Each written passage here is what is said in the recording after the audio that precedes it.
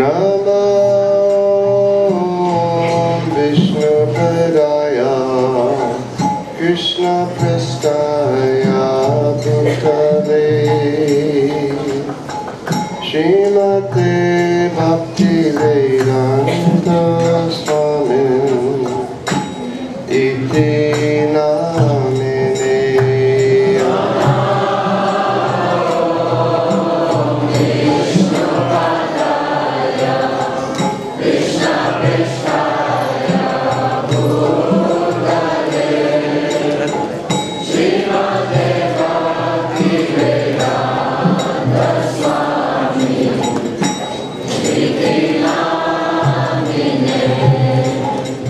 Namaste Saraswati Devi Gauravani Pracharine Nirvisesha Sunyavadi Paschachari Zita Harine.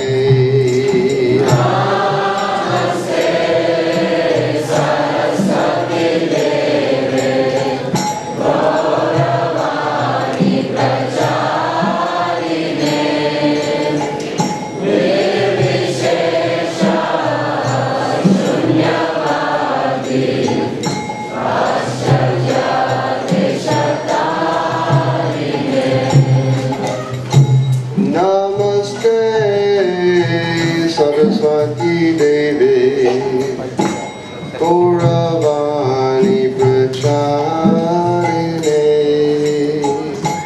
Nirvisesha Sunyavadi Paschachari Zitarine.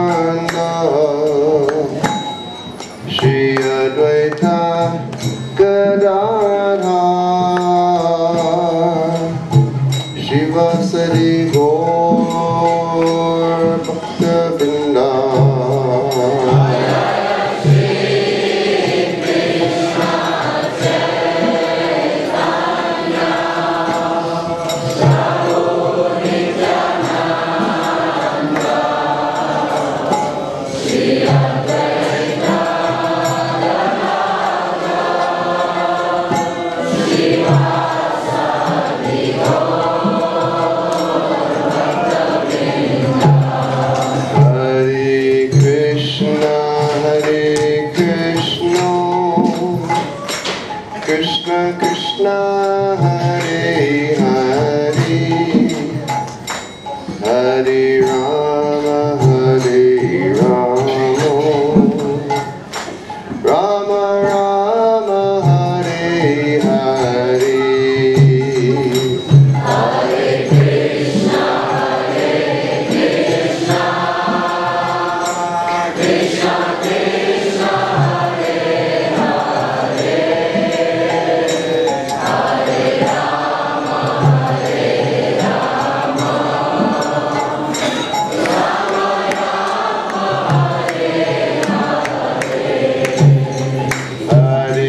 Krishna, Hare Krishna,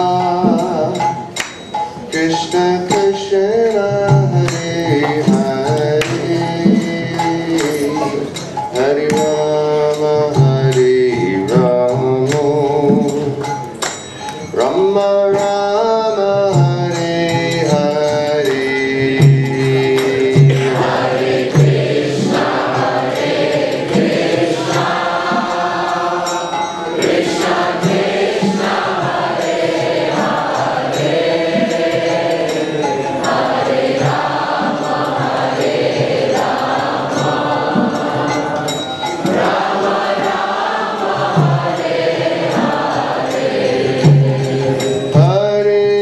Krishna, Hare Krishna,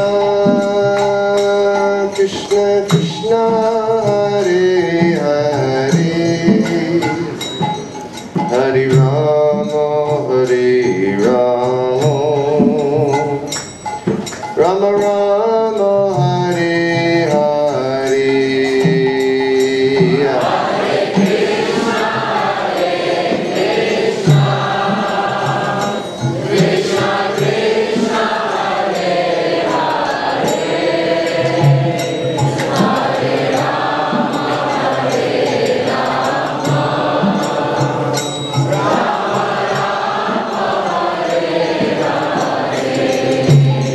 Hare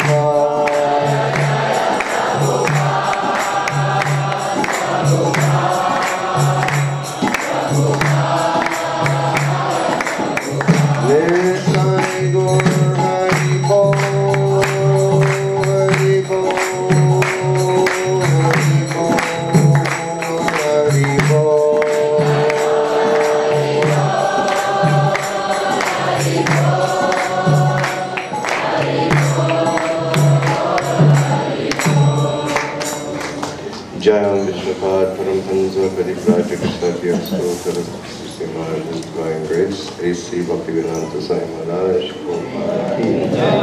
Ananta Koti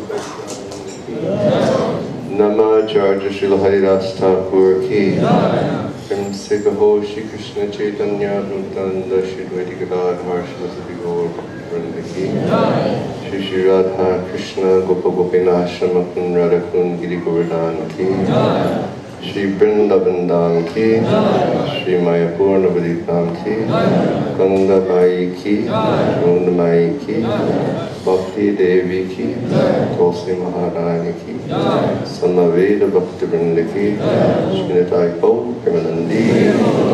All glories to the Assembled One, all glories to the Assembled One, all glories to the Assembled One. Shri Prabhupada ki.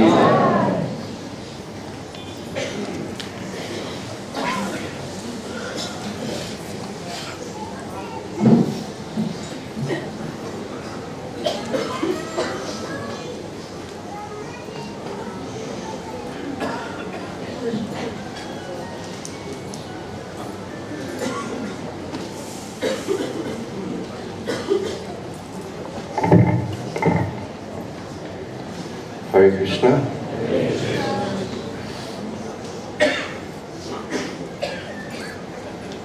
I'd like to thank Parvati Mataji for inviting me to speak this afternoon. And I would like to take the blessings of all my God brothers and God sisters and all the assembled Vaishnavas that I may say a few words of remembrance to His Divine Grace Srila Prabhupada.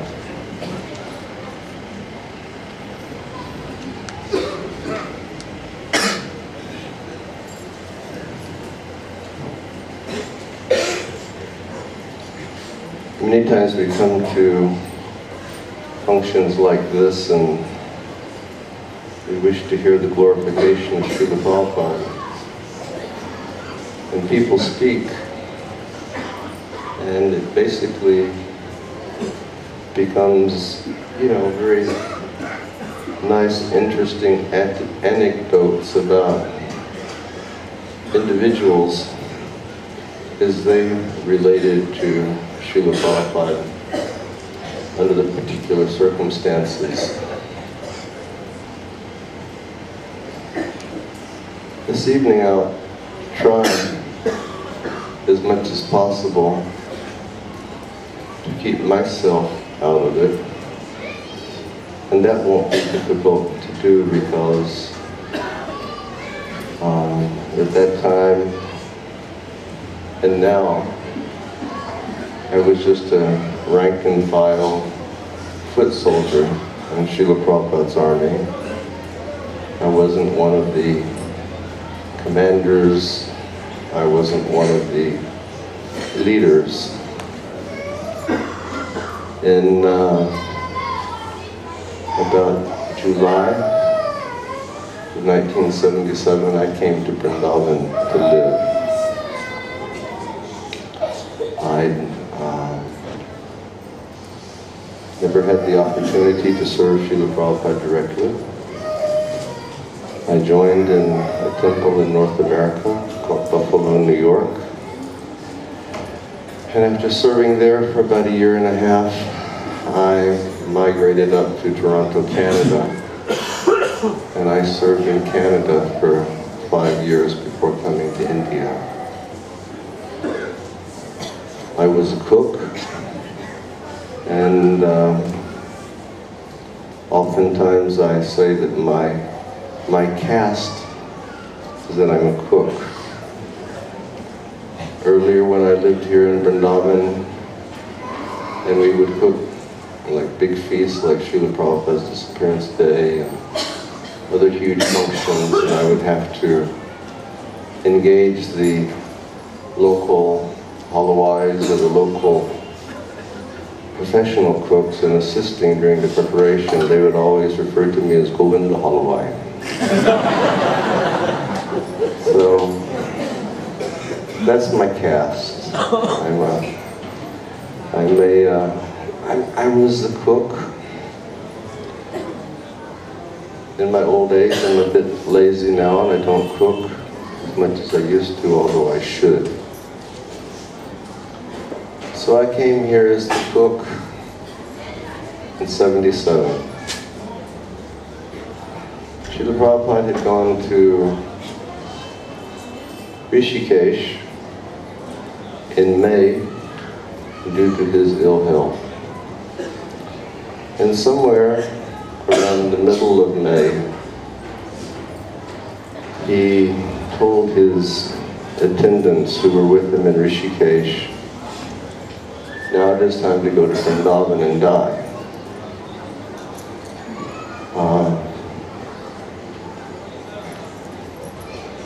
Although I'm not exactly sure, I can't remember exactly the details, probably His Holiness Srila Krishna Goswami Maharaj was Prabhupada's secretary. And they made arrangements to bring Prabhupada to Vrindavan. And when he reached Vrindavan, the Vrindavan devotees, they were very, very enthusiastic in their reception of Srila Prabhupada, but they didn't know actually what Prabhupada's intent was. He was feeling very bad due to the advance of his disease. He would have his crisis days. His health was going down more and more. I think it would be safe to say that in the last year of Srila Prabhupada's life, practically he didn't eat. He would drink some. I remember at one point when he was in Vrindavan, he was drinking something called Complan. Sometimes he would drink milk.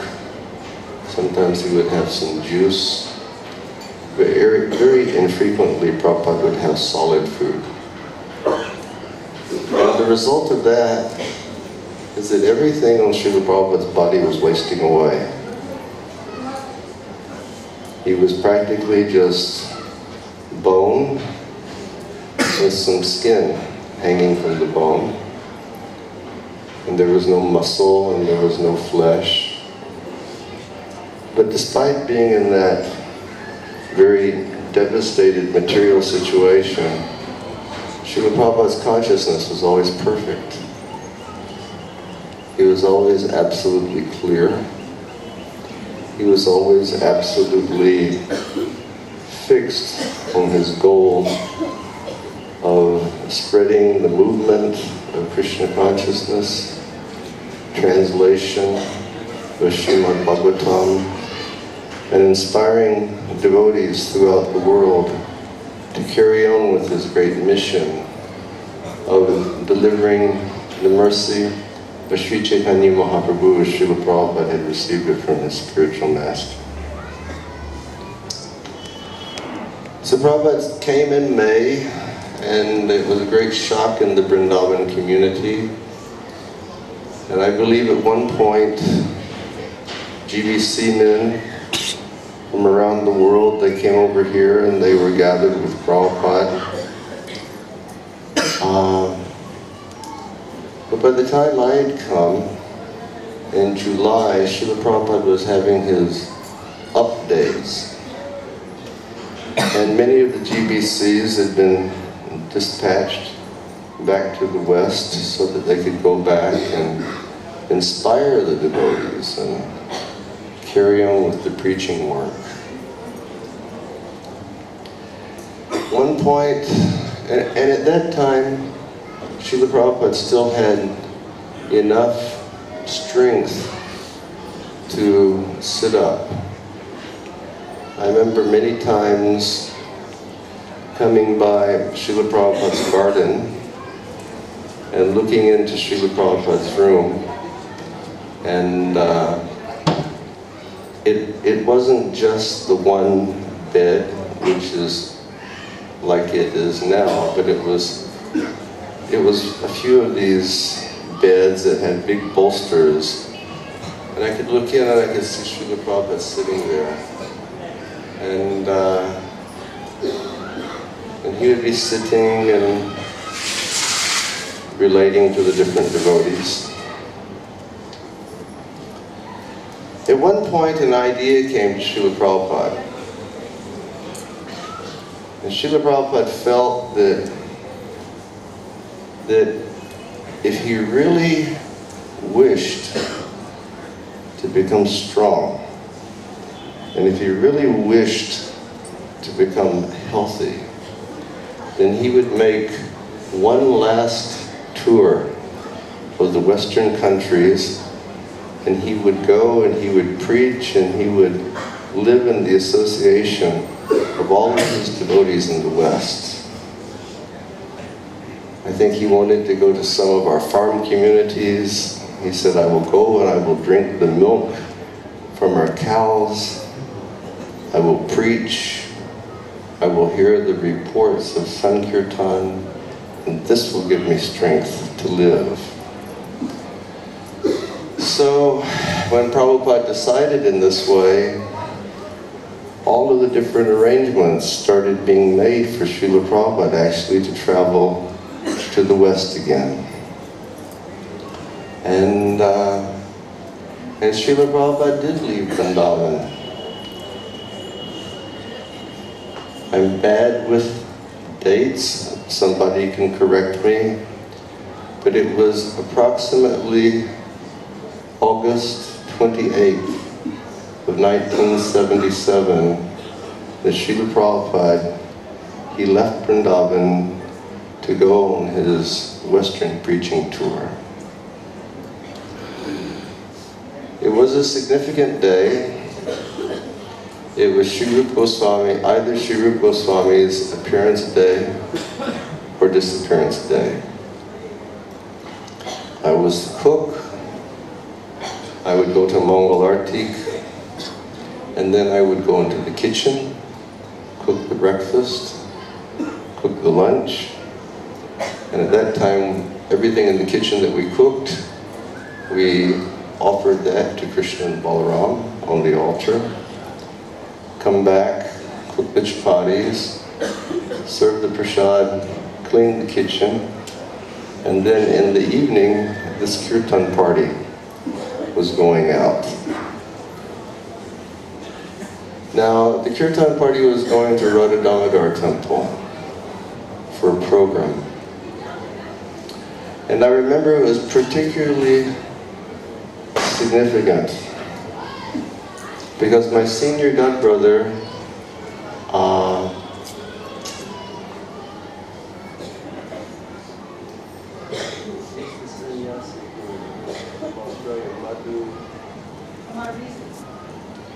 my senior godbrother, Madhuvisa Prabhu, was there.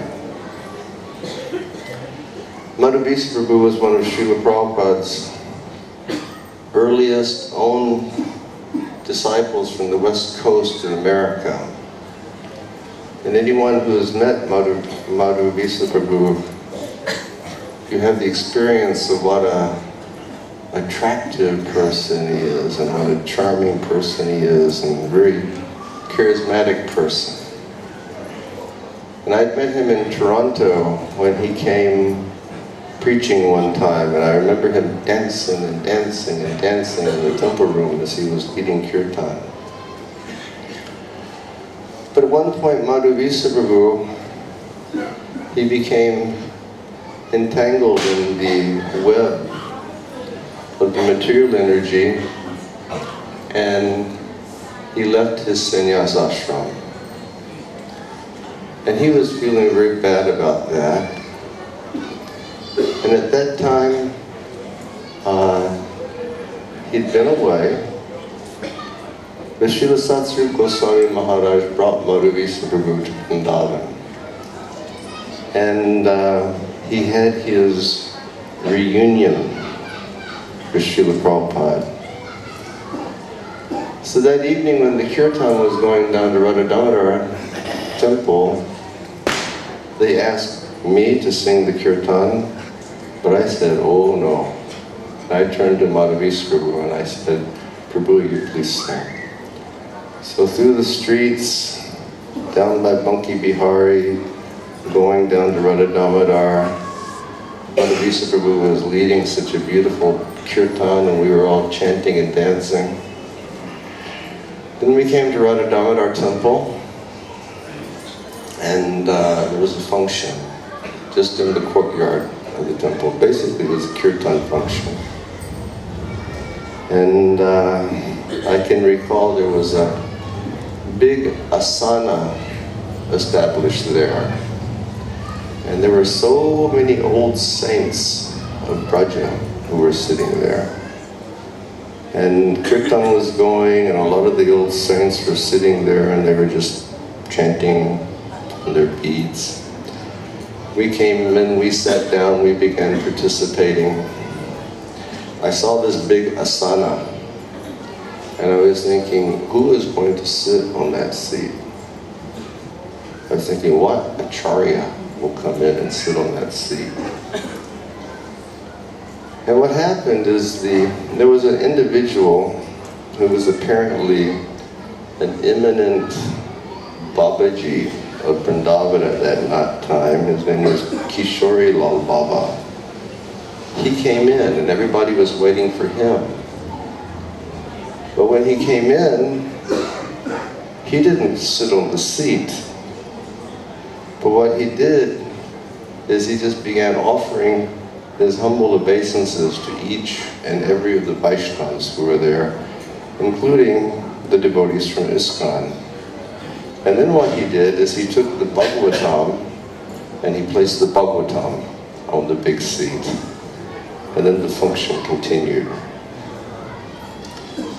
So then I took Madhavisa Prabhu aside. And I said, Prabhu, do you mind me asking you a question?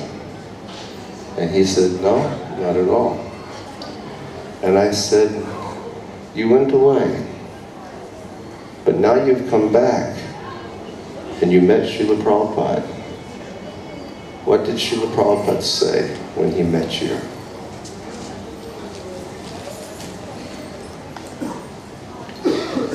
And he looked at me and he said, Srila Prabhupada told me that it doesn't matter what condition in life you're in, but you should be in a situation where you're strong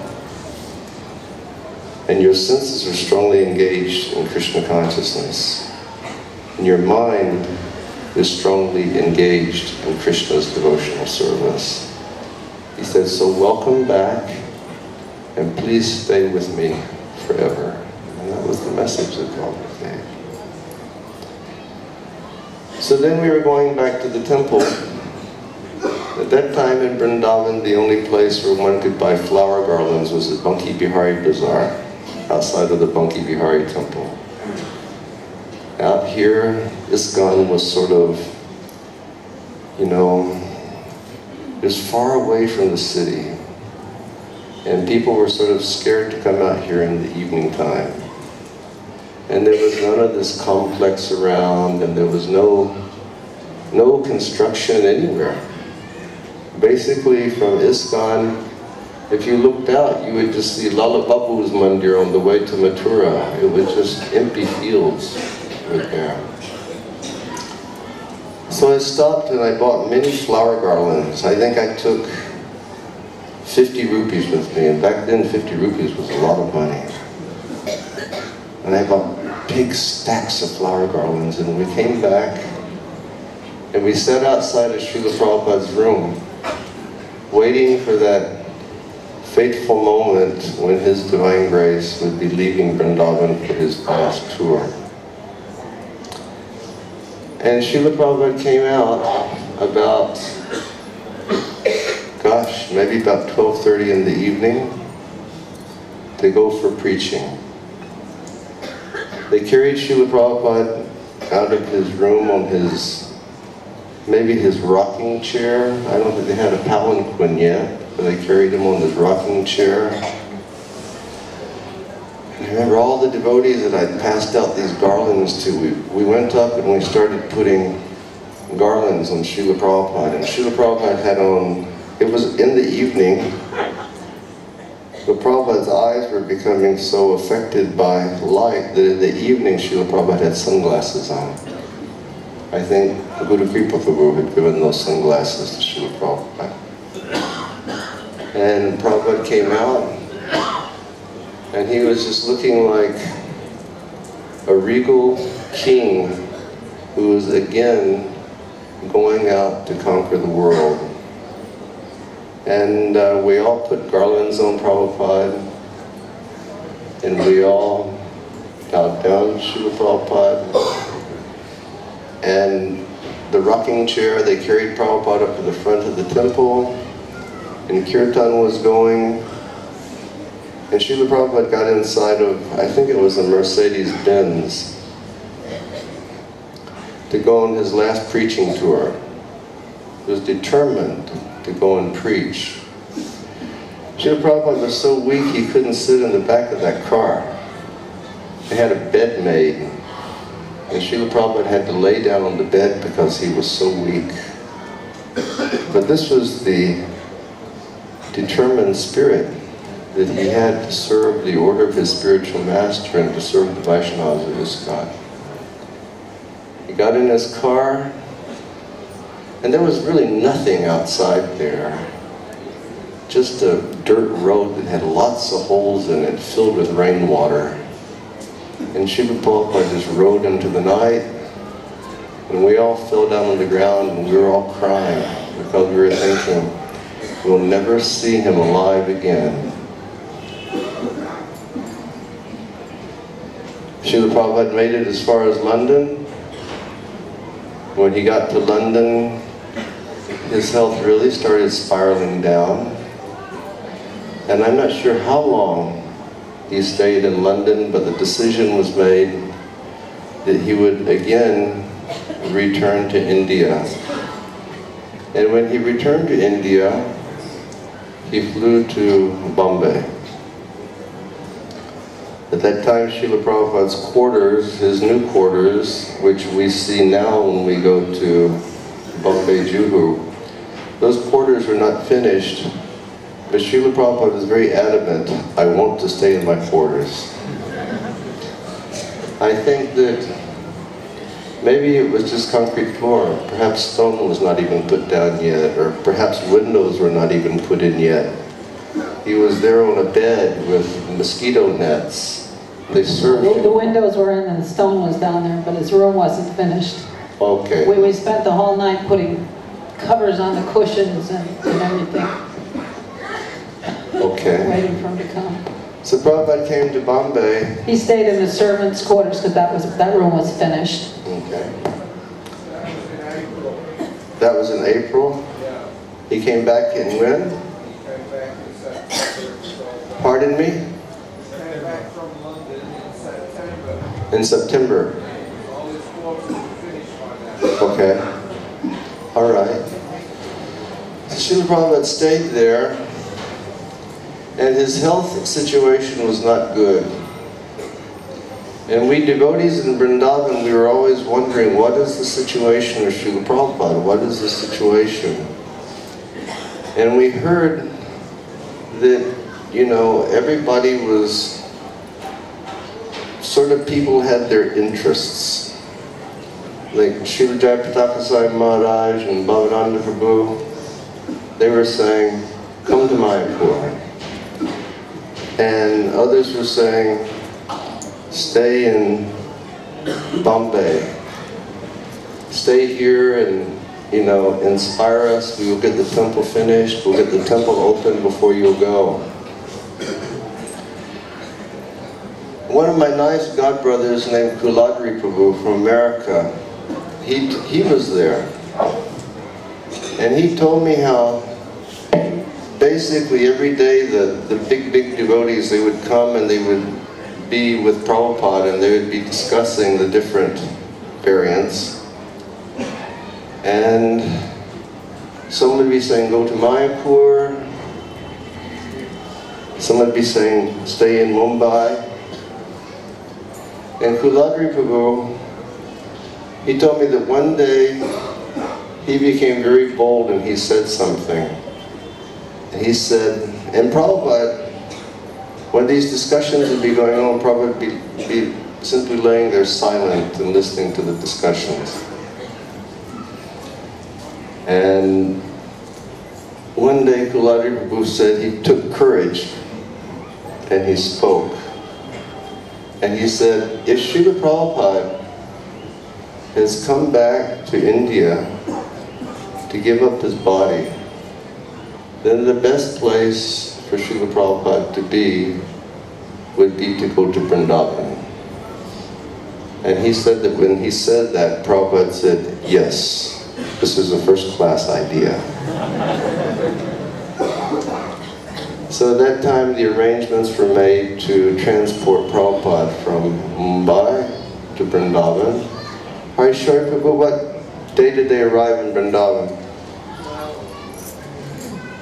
September the 30th, that evening, Prabhupada called in about 8 or 9 senior men and asked us individually, should we stay in Bombay or should he go to Vrindavan? So each one, at the time, Tamal Krishna, Pandra, Gopal Krishna Maharaj, Abhiram, myself, and a few others. So the majority decision was that he should go back to Vrindavan. Actually, when I was asked, Can you come over here and use the microphone? Why don't you come up here, Harishar Prabhu? Somebody arrange a microphone. Somebody help Harishar Prabhu get his chair over here and get him a microphone, because he knows all. He was serving to Srila Prabhupada. Bring his chair, please. Some brahmachari, bring his chair over here.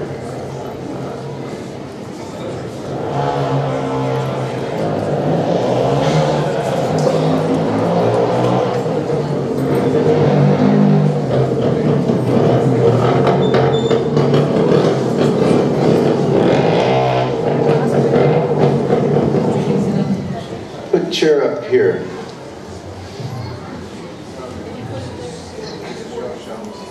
No, it's not my show, it's Prabhupada's show.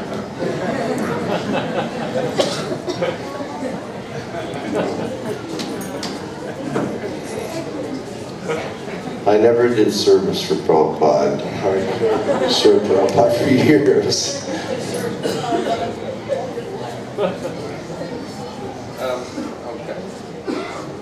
just on the evening of September the 30th, is it not? Hare Krishna. On the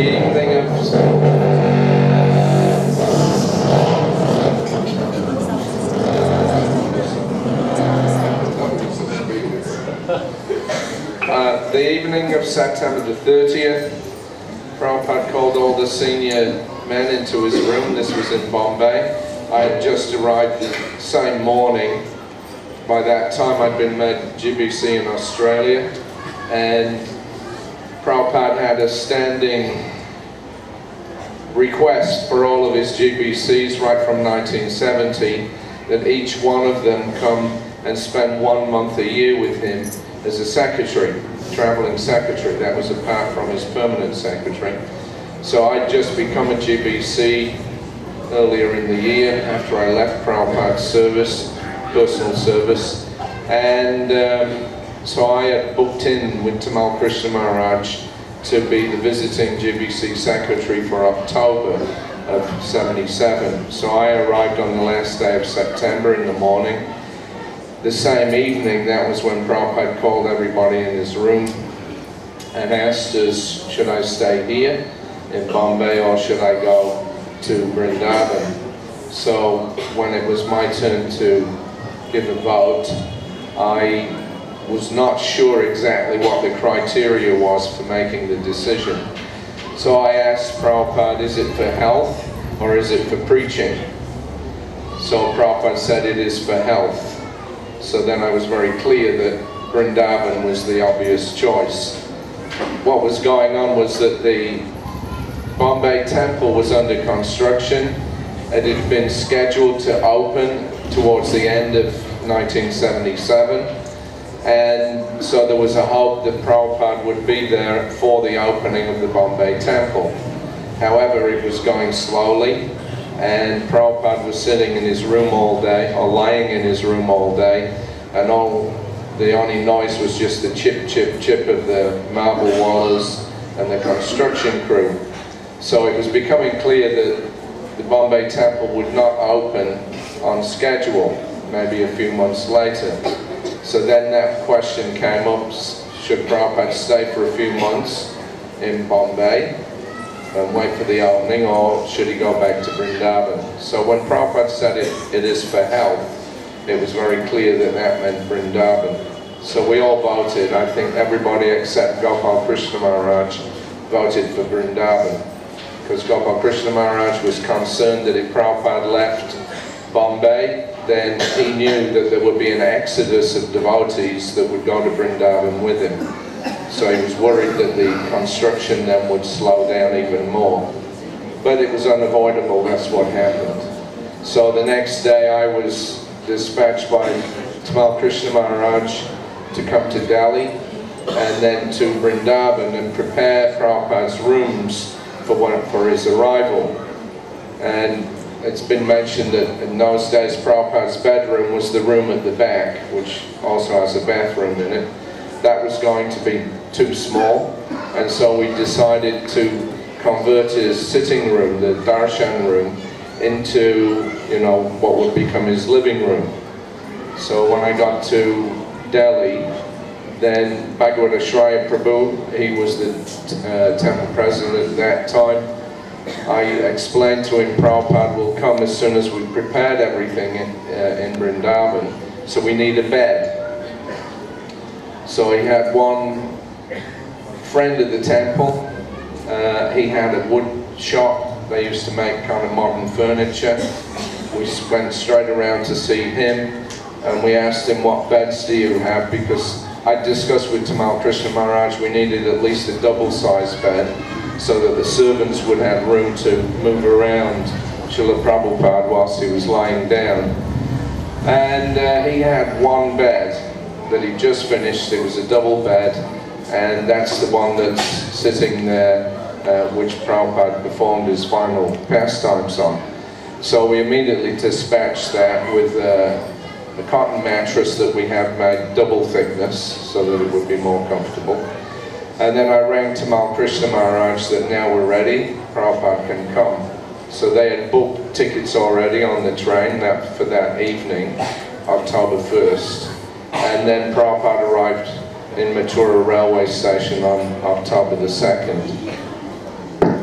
The reason that they booked the train for Srila Prabhupada is because basically at that time the road from Delhi to Vrindavan was primarily a dirt road, and there were so many big holes and it would take so long for Prabhupada to get to Vrindavan, and it would be such an uncomfortable journey for him that they simply took the train and they came to Mathura and then they came to Vrindavan.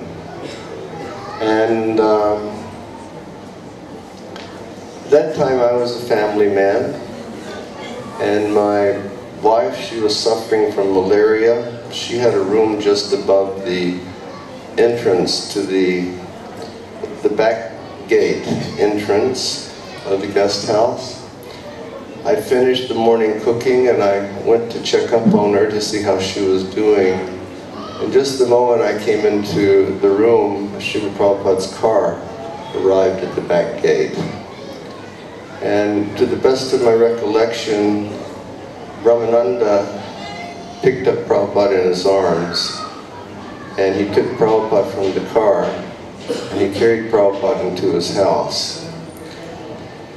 And when I looked down and I saw Srila Prabhupada, I noticed the remarkable difference in Prabhupada's health condition from when he'd left and now when he'd come back.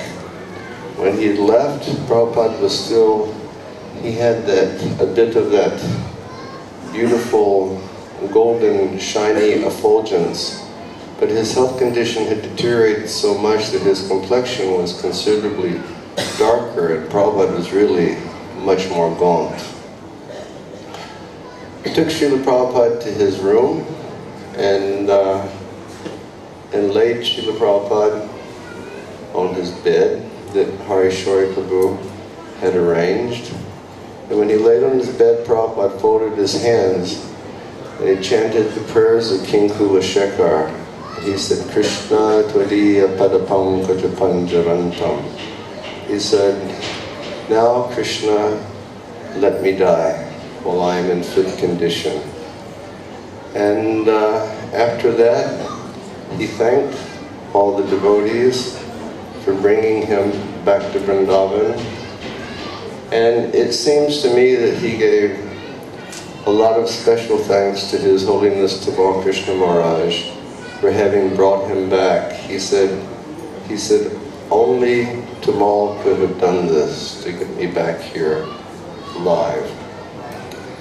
So basically, as Harishwari Prabhu explained, that was 1st or 2nd October? 2nd of October. And at that time, something very, very amazing began in Vrindavan. And it was like, for those people from the West, all over the world, you go to the amusement park, and in the amusement park they always have one ride. When we were children we called them roller coasters, but I don't know what they call them now, but it's the ride that just, it will take you very, very high to a peak, and then it will drop very fast. And it will go down, and then it will come back to a very high peak, and it will drop and it will go down again. And that was the emotional mood while Srila Prabhupada was spending his final days here in Vrindavan. It was one day soaring very, very high with the hope, yes, our spiritual master, Srila Prabhupada, our Father, the person who means more to us than our very life, Srila Prabhupada will remain with us, and then in the next second, shoo, it was just as if Prabhupada were going to leave at any time. And there are many instances like that, and I could just try to recall a few of those instances. And since Harishwari Prabhu is here, and since he was serving intimately,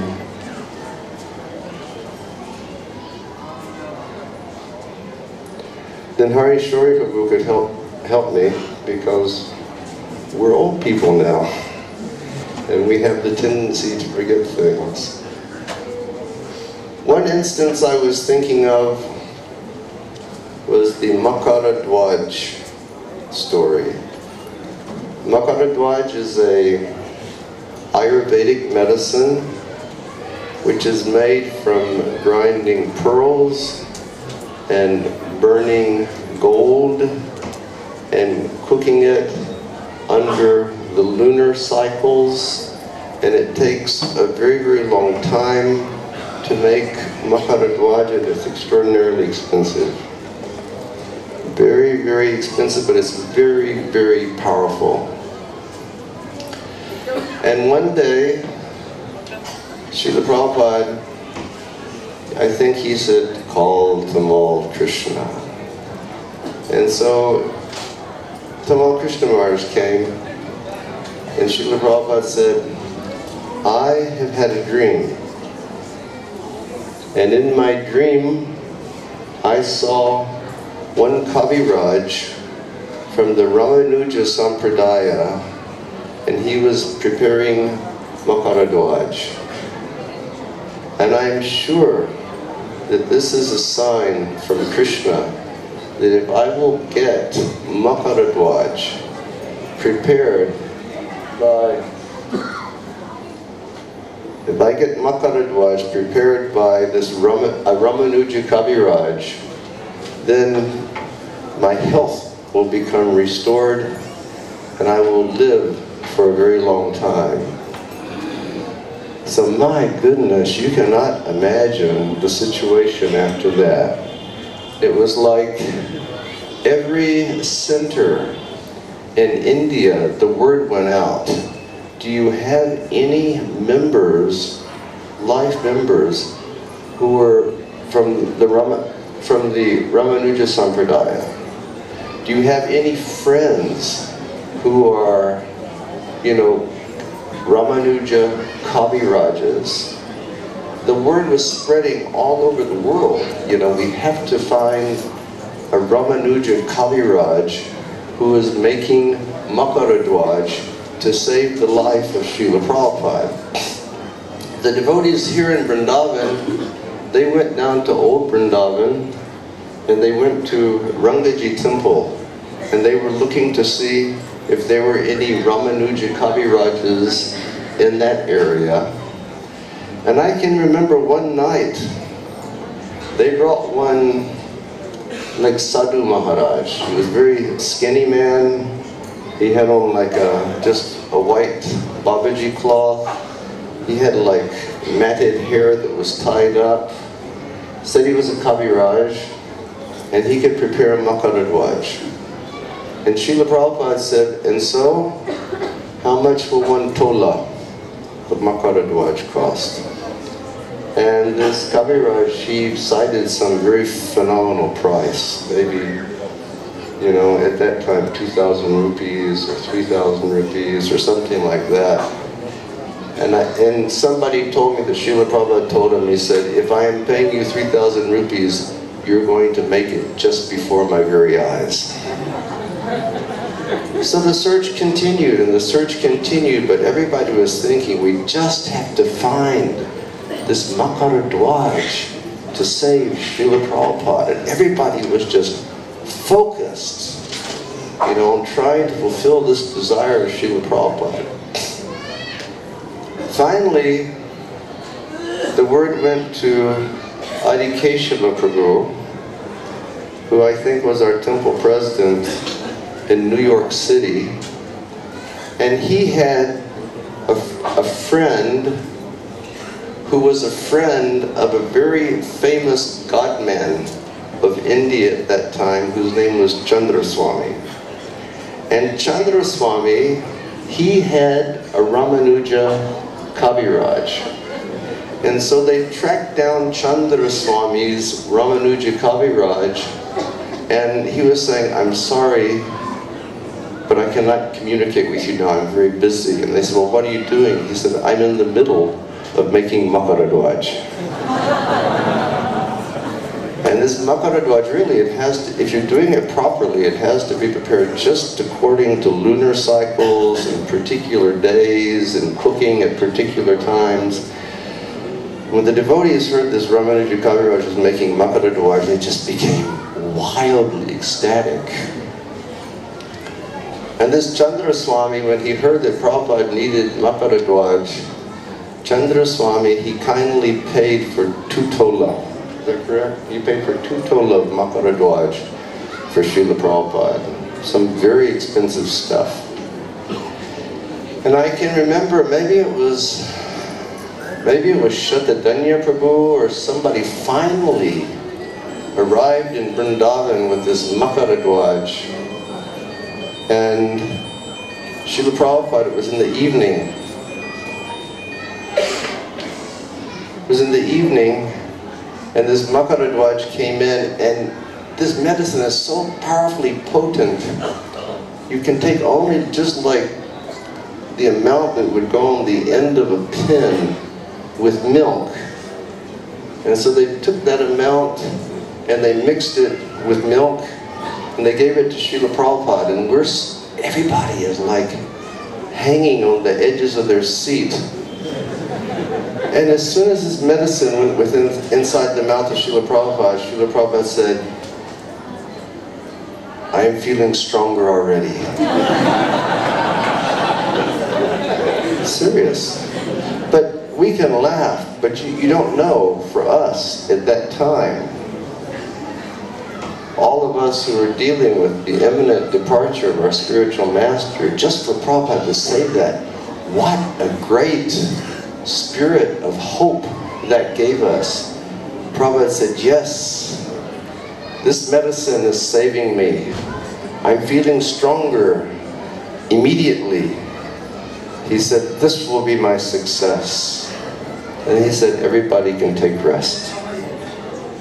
So we concluded the day, and that emotional roller coaster was just at the top. Then the next morning after Mangalartik, Srila Prabhupada said, call Tamal Krishna.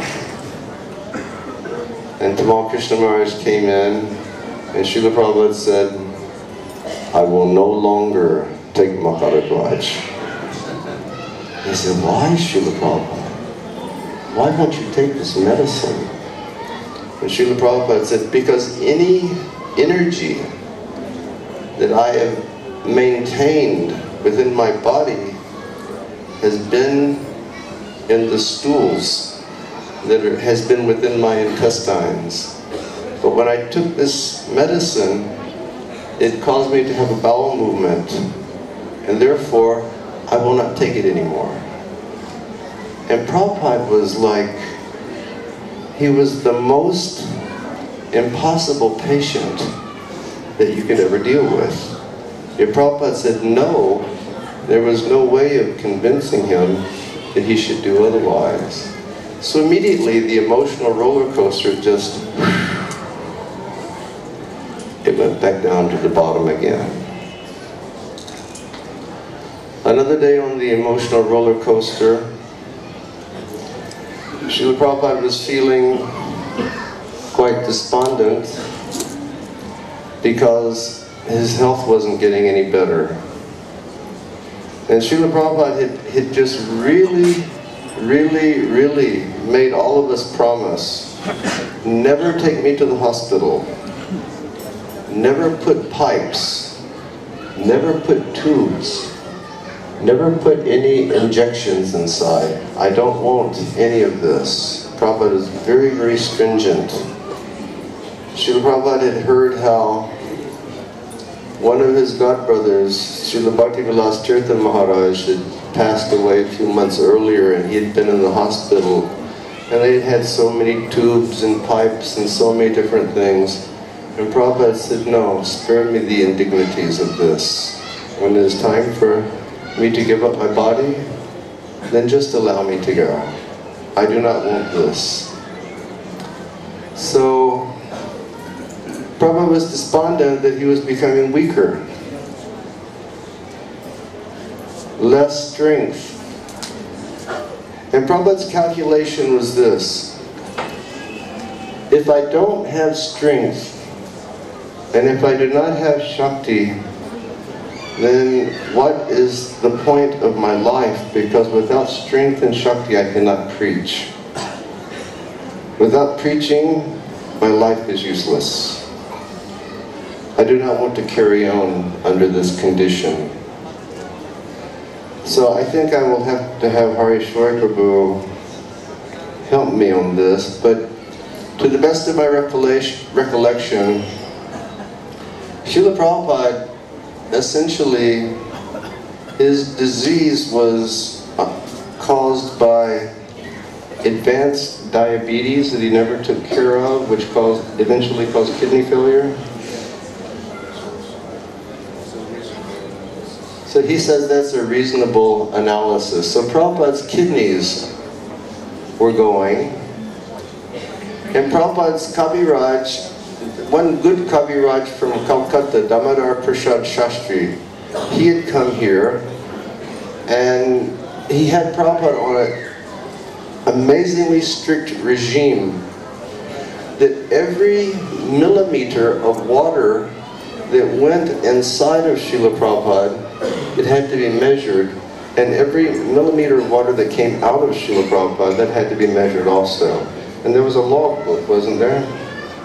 And Harishwari Prabhu and the others, they would keep log of the water that would go in and the water that would go out. And that water, that fluid, was necessary to keep flushing the toxins out of Srila Prabhupada's kidneys. But Srila Prabhupada was feeling so despondent that Srila Prabhupada, one morning he looked up, he said, "Now, I will not drink any longer." And the devotees were in shock. And Srila Prabhupada said, "When my father became so infirm and sick in his old age, my father decided to end his life by not drinking." Prabhupada said, the Ayurveda says that a man can live 40 days without food, a man can live 4 days without water, and a man can live 4 minutes without air. Prabhupada said, "I will not drink any longer." And he was adamant. And we were in shock. And naturally, there was the effort to convince Srila Prabhupada to drink. But Prabhupada was adamant, "I will not drink." And so we just sort of resigned to the fact that Prabhupada was not going to drink. And it was like, you can imagine, it was, again, it was the high point on the emotional roller coaster of love for our spiritual master. And again, to the bottom. And so Srila Prabhupada is very adamant he stopped drinking. And the entire atmosphere became very morose. Because we knew that if Prabhupada did not drink, and if he did not flush his kidneys, then the toxins would build, and eventually that would cause Prabhupada's body to simply cease to function in his departure from this world. Now just about that time, Kirtananda Swami Maharaj, he came from New Vrindavan. And Kirtananda was one of Srila Prabhupada's earliest disciples. And I happened to be sitting in the corner of the room when Kirtananda Swami came. Like I said, I was no one, but sometimes I would slip in, and just because I wouldn't make any noise and I wouldn't do anything, I could just silently sit there and observe. They told Prabhupada, "Prabhupada, Kirtananda Swami has come." Prabhupada started crying. Prabhupada said, "Kirtananda Swami, he helped me so much in the beginning of this movement." I think Kirtananda was sitting by Prabhupada's bed, Prabhupada stroking on his head. He said, "He helped me so much in the beginning of this movement. We had nothing in New York City. He would bring a carpet to put on the dais. He would bring a lamp.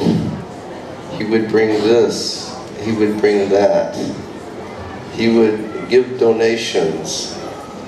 And Prabhupada was just remembering with love the service that had been done by Kirtananda Swami. So there was, you could definitely see that appreciation by Srila Prabhupada for Kirtananda Swami. So after a bit, the devotees said, "But Prabhupada, please drink." And Prabhupada at one point, he said, "No." He said, "It is not in my hands. It is Krishna's decision. There is nothing I can do." So we were all very sullen. We were all brokenhearted. And then the next morning, Srila Prabhupada was laying on his bed. And this is after everybody has just been so devastated by the fact that Prabhupada won't drink. Next morning, Prabhupada is laying on his bed. And you have to understand at that time, Prabhupada's eyes were not functioning very well. And Srila Prabhupada said, "So, is Kirtananda in the room?" I said, yes, Prabhupada, he's sitting over by the wall. Then Prabhupada said something interesting. Prabhupada said, I was speaking to Krishna, and Krishna told me that the choice is mine. And as soon as Kirtananda heard that, and the other devotees heard that, their hearts jumped. The choice is mine. So they were thinking, somehow we have to convince Prabhupada. So I did my morning cooking seva, I did my lunch cooking, and then I went to my room in the Gurukula and I scrubbed my body. And then just when it was time for everybody to come to lunch, because at that time, you know, we all sat together, we all took prasadam together in the prasadam room, in the Gurukula. All of the great devotees, they all left. And just when they were leaving for the lunch, I walked into the room. And I think maybe only Srila Bhakti True Swami Maharaj was in and out, and I was the only other person in the room. And I picked up the little cartels, and I just very softly started chanting for Prabhupada. And I can remember the melody. We were singing this melody that we had learned in Navadvip in '76. We were chanting, Hare Krishna, Hare Krishna. And I was chanting very softly. And I was sitting just by the door because I was like too scared to come close to Srila Prabhupada. And I was sitting there and I was chanting. And then all of a sudden, the doors flew open. And it was like a scene from a movie when the police come in and they raid someplace and they all run in, and all of a sudden the room is filled with people, and it was all filled with the senior Vaishnavas. And they all went around Srila Prabhupada's bed, and they all had something to say to Srila Prabhupada. And they had deputed Kirtananda Swami to be the speaker. And basically they were going to tell Prabhupada that if it's his choice, he has to stay. And so everybody turned to Kirtananda because he was supposed to speak. And Kirtananda, he broke down and he started sobbing like a baby. Remember that? Were you there? And he was just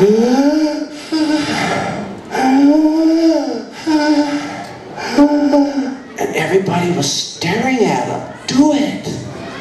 Do it! And finally Kirtananda just, you know, sometimes in your life you've cried and you've wanted to speak when you're crying, and it's so difficult to speak when you're crying. And finally Kirtananda just blurted out, Prabhupada! If it is your choice, you must stay. And then he basically just collapsed and was crying. And Prabhupada was laying on his bed very calmly. And Prabhupada said, is this your decision?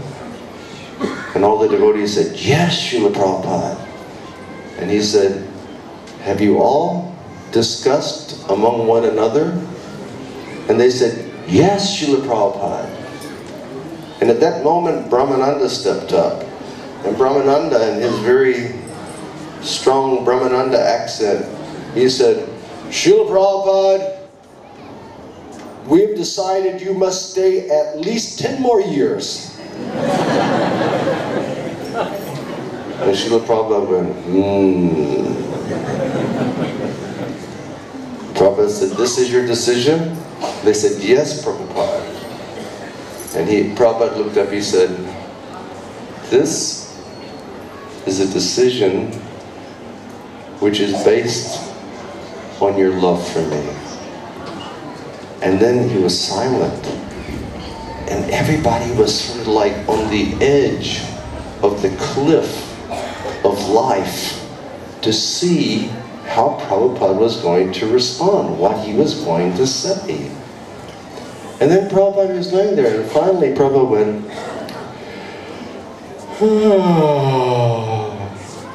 all right. And everybody said, Jai Srila Prabhupada. And then Srila Prabhupada said, so, if I'm going to stay, then I have to start to drink.